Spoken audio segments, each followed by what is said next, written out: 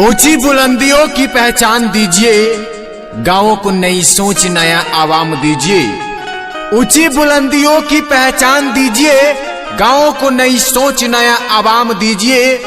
बदल कर जो रख दे आपके क्षेत्र का तस्वीर, इस बार ऐसे नेता के हाथों में अपने पंचायत की कमान दीजिए।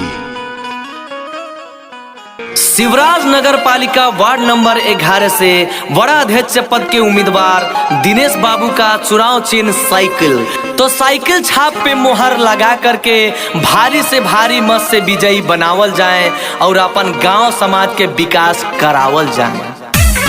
लोकतांत्रिक पार्टी जिंदाबाद जिंदाबाद जिंदाबाद, दिनेश कुर्मी जिंदाबाद जिंदाबाद जिंदाबाद, साइकिल छाप जिंदाबाद जिंदाबाद जिंदाबाद, लोजपा पार्टी जिंदाबाद जिंदाबाद जिंदाबाद, साइकिल छाप जिंदाबाद जिंदाबाद जिंदाबाद। सबके देखली हनिया जमाई के, देखी दिनेश कुर्मी के जिताई के। देखली हनिया जमाई के, देखी दिनेश कुर्मी के जिताई के। होई विकास ऐसन करी है काम, होई विकास ऐसन करी है काम। लोजपा पार्टी के लिए सब है नाम, ऐसन करी है काम। दिनेश कुर्मी के लिए सब है नाम, ऐसन करी है काम। लोकतांत्रिक पार्टी जिंदाबाद जिंदाबाद जिंदाबाद, दिनेश कुर्मी जिंदाबाद जिंदाबाद जिंदाबाद, साइकिल छाप जिंदाबाद जिंदाबाद जिंदाबाद। नेता नहीं न्याय चाहिए, नेता नहीं न्याय चाहिए, भ्रष्टाचारी नहीं ईमानदार चाहिए। कदम से कदम मिलाई है हो, सुख दुख में कामे आई है हो।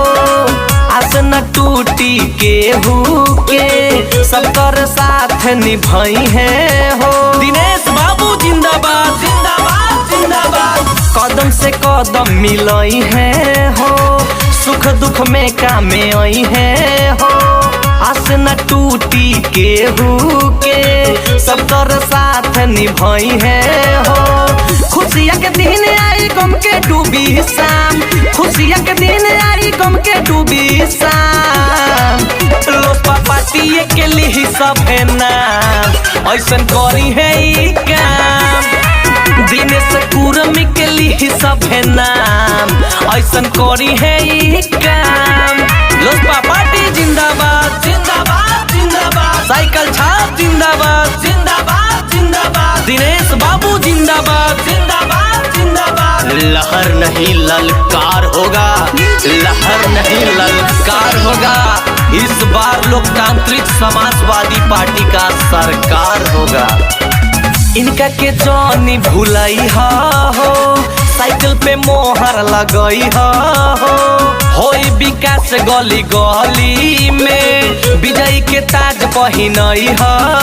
लोकतांत्रिक पार्टी जिंदाबाद जिंदाबाद जिंदाबाद, इनका के जानी भुलाई हो, साइकिल पे मोहर लगई हो।